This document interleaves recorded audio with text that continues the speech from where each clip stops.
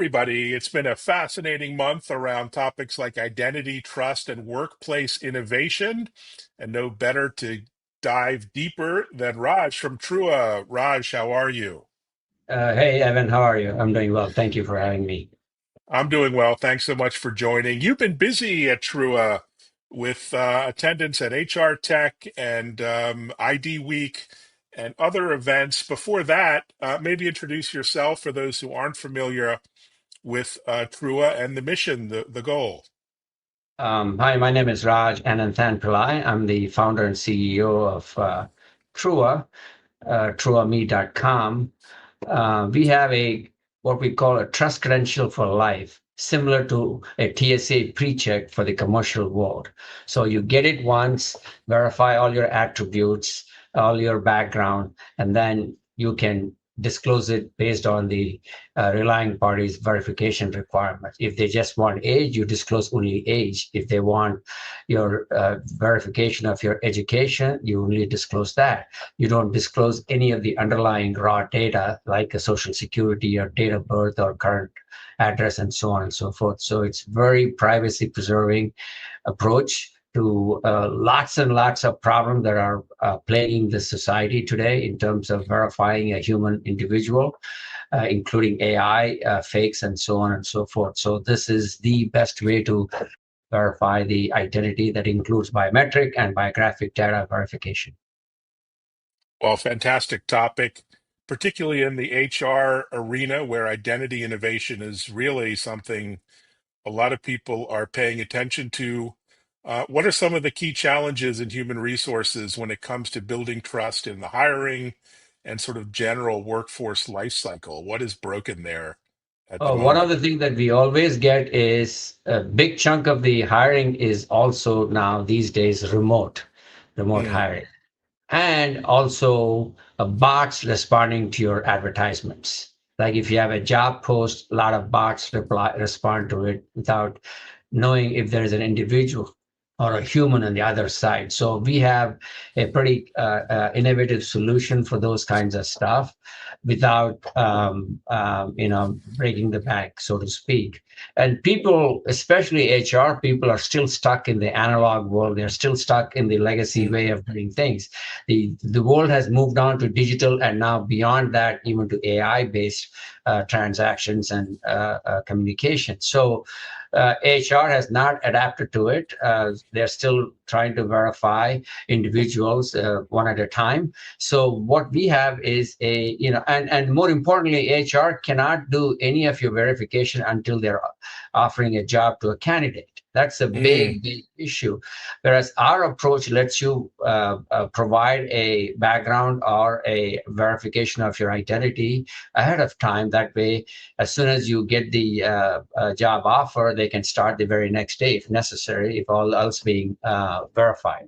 So HR, we've got a lot of companies now signing on to our Trua Score, Trua platform, where they get to verify the background, the identity, and so on and so forth. And then it becomes even more important for people who are hiring remote, right? So you get a resume and then you hire somebody remotely. You have no idea if the resume, the individual on the camera, and or the individual that you are verifying are all the same, given the AI issues and other issues. So we literally sift through all of that and give you a very high assurance individual that say this is the individual that you will be hiring, and this is the individual whose background has been verified, and this is the individual that has all of the attributes that you are looking for. So that is the best approach to do it, and that's where we are finding a lot of traction and a lot of people flocking to us now. Yeah, And what that do you was think loud is and clear at the HR Tech conference as well, by the mm, way. Everybody's talking about issues in hiring and issues. And sometimes these conferences are good, but they just talk around the issue as opposed to confronting the issue head on. And one of the things we have done is head on and say, okay, there are fakes out there. We have to verify that. interesting? So many issues to unpack there. What do you think the greatest sense of urgency is around? Is it fraud prevention, as you mentioned, candidate trust? You've got compliance in healthcare and other areas, or is there something else, or all of the above? It is all of the above, but if you think about it, it's more of compliance and critical infrastructure. Healthcare has Mm, become, unfortunately, critical infrastructure now as well, and other banking and other places, right? If you have something wrong, right, and if there are tools available that you didn't use, there is no more hiding behind the fact that, oh, I didn't know this is an issue. It's like 15 years ago or 10 years ago, you can hide behind data breaches and say, oh, I didn't know what to do. There are tools today to address those issues. So HR has to step up. And if they don't, talk to their peers in the organization and say, hey, how can I solve this problem, right? They are not necessarily tech savvy. They're not necessarily out there listening to what's going on in the industry. So you need to clearly have that awareness of what's available and how to solve those problems. So the key issue again is wrong hire, negligent hiring, and the negligent retention. That's the big issue, mm. and it's no recovery from that because not only you get fined and all kinds of issues with the regulators, but also your reputation is at risk. Absolutely. So Identity Week was a big event. I think every day should be Identity Day, and in fact, identity is back in the headlines. Digital identity, with some of the UK news about a national identity card. Um, doesn't this solve all of our problems, or what? What's your take on this UK identity card? I lived in the UK for 6 years, so I'm very familiar with the environment there. But I guess every country is potentially looking at this kind of approach, right? Yep. National Digital ID is the beginning of digital dystopia, in my opinion. Oh, wow. So you never, ever, ever give. Yes, they are. The only issue with the digital ID is they can just turn off anytime you want, right? That's the key thing that you don't want, right? Just because you have the wrong speech or not the right speech, or you did something that is not palatable to the government, they can turn you off, deny you services. You don't want that. That's the beginning, especially in the Western societies. So that's a key thing. So that's why I've been preaching this, and so everybody should get a trust credential for life. Get it once, because the reason today people are having issues is because they have to keep redoing this digital ID or ID verification over and over again. It's very repetitive. And that's why you see all these problems, and it's done inconsistently and so on and so forth.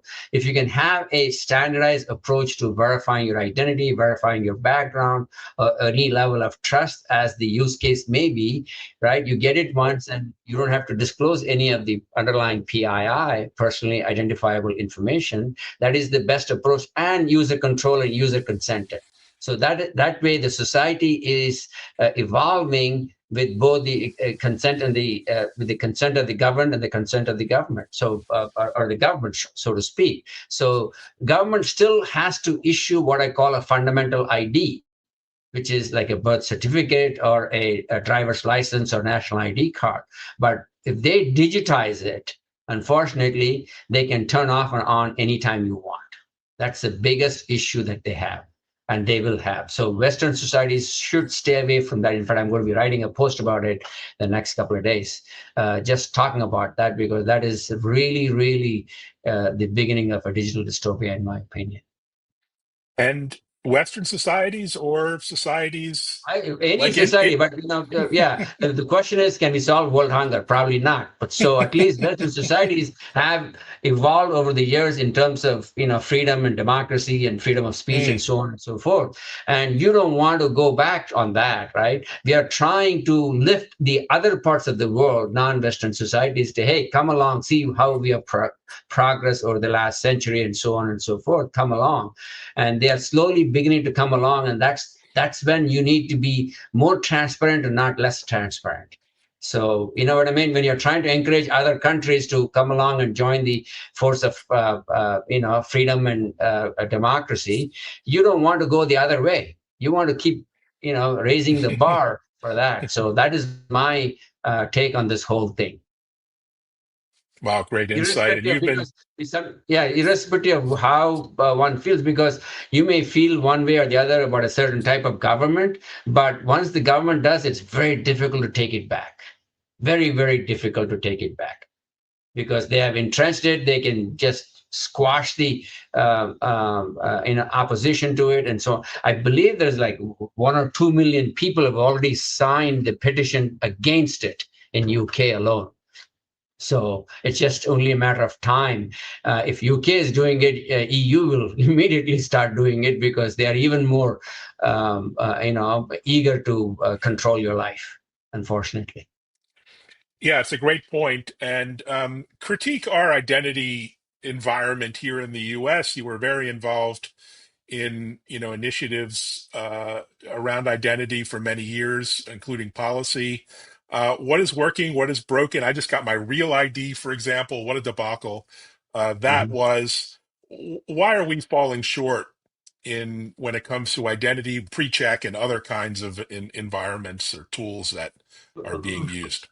Yeah, we have what we say. People should understand a couple of things. One is the fundamental ID. They confuse the fundamental ID with ID verification, right? Mm, Fundamental ID is that's only inherently a government function because the mm. government or what I call authorized institutions will issue a passport, will issue a driver's license, will issue a national ID card, or will issue a birth certificate, right? Because the hospitals are authorized to issue a birth certificate and they are regulated for those kinds of stuff.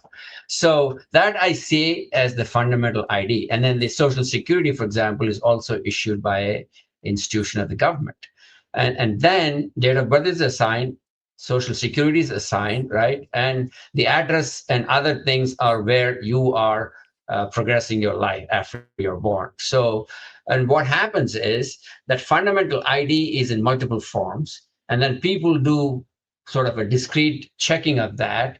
And then what crooks have figured out, hey, I can fake that ID, right? So they have fake IDs, fake driver's license, fake passports, and all of those things. So now it's the job of the private sector to fundamentally verify the authenticity of the document, which is why they call it doc verification. And then so what? If you verified it, okay, if that document has a picture of yours as part of the government ID, then you can verify the picture by doing a liveness detection. So people have figured out how to do liveness detection. People have figured out how to verify parts of it. So because in the last 10 years, 15 years, the whole space has evolved. As you and I talked in the past, is the internet. One of the biggest pitfalls of the internet is they did not have a foundational identity layer. So we are latching on and piling on different types of identity verification on top of internet and internet's commerce enabling capabilities. So in doing so, people have come up with different point solutions over the last 10, 15 years. And every one of those, I'm not knocking any of those solutions, they are good at doing one of those things. But now the problem is so exorbitant and so expansive with the advent of the AI, you need a comprehensive solution that verifies everything about you, a biographic information, biometric information, your address history, and your background. Earn that high assurance or high trust level for a variety of stuff that is required in society. So that is where we are spending most of our time and propagating and also enhancing. Our solution covers all of those things, and that's why we are pretty well positioned in that space for the future. Because we are what I call the new generation ID verification and ID screening platform.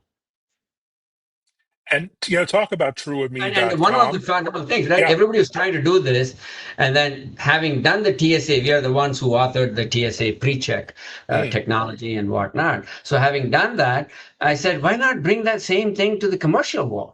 Because we own mm. the technology, we have the patents on it, and we have everything around it. So I said, why don't I build something for the commercial world? It's a very nice concept. When you get it once and reuse it anytime, multimodal, multi-channel.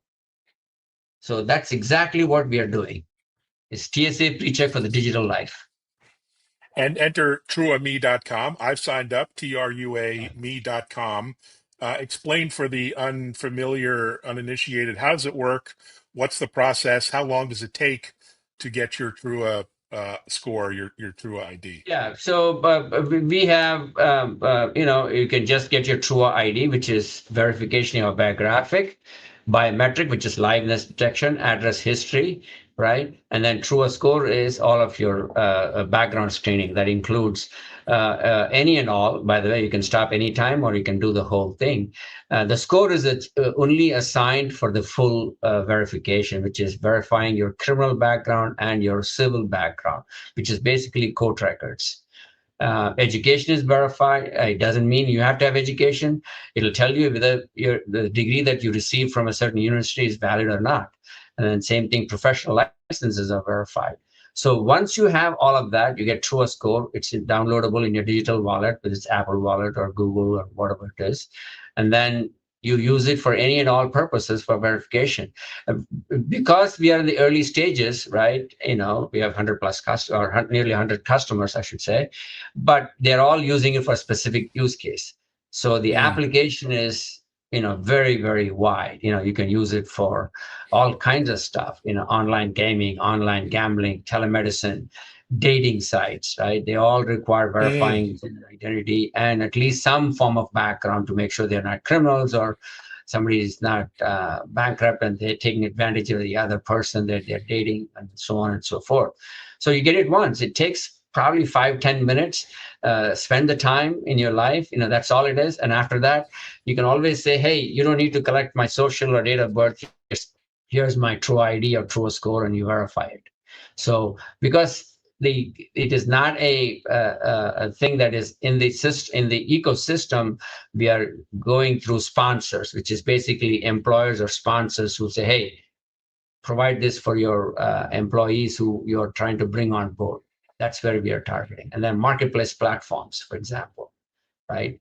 Those who are providing care services and plumbing, electricians, and so on and so forth. And that's where we see a bigger impact because there's a lot of turnover. There's also a lot of chaos in that industry.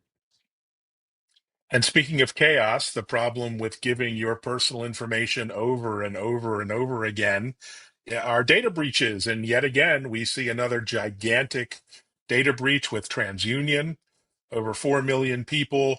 And this is a daily headline now with different providers. Um, is this the solution to the problem of personal information being leaked Yes. everywhere and anywhere? Yes. The key is to protect your personal information by not exposing it for repetitive sharing, right? That is the fundamental. See, what happens is every company, good, bad, or indifferent, they're collecting your personal information to verify you. That is not their job. That's not their offering. Their offering is gym services. Their offering is care services. But they have to verify you because that's what some of the regulations require.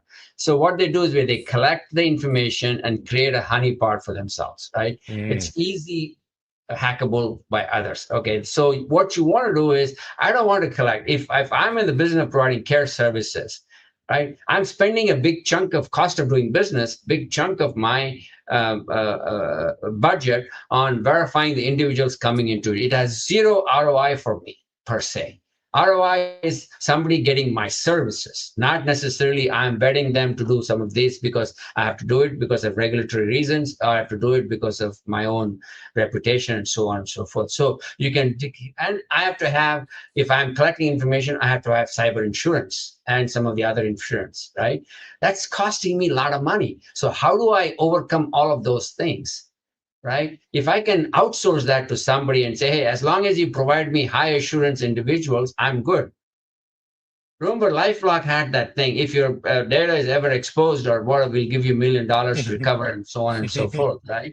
It's the high assurance. There is lack of solutions in the market that provide that kind of assurance to individuals. Once you have that, the company that is providing services, marketplace or employers, right? Employers are not in the business of verifying, right? The employers in the business of, hey, getting you on board and getting the job Mm. done, whatever the job they hired you for. But they spend enormous amount of time upfront in onboarding and other things. So you can reduce the cost overall in society, in organizations, and saying, okay, if I can outsource that to somebody with high assurance, Like, for example, today you don't assemble your own financial reports and other things to verify the credibility of an individual. This person is credit worthy, right? So what you do is, hey, you pull down a FICO score and you pull down a credit report from the three credit bureaus. It's the same concept if you have something similar to that. And that's what we will be announcing in the first quarter of next year. Yeah, And then very, very what we have exciting. done is, yeah, what we have done is taken all of the issues with the old way of doing business. So we have tokenized everything in our system, and it's all on blockchain ledger for high assurance and high audit trail, and it's a zero knowledge proof.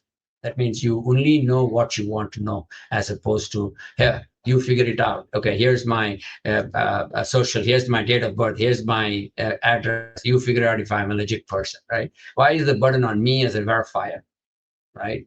Somehow we have gotten used to it. Same thing, my biggest fear is people are getting used to data breaches every other day, and that should not be the new normal, in my opinion, because it's costing the companies last year, 2024, 42 or $43 billion in data breaches.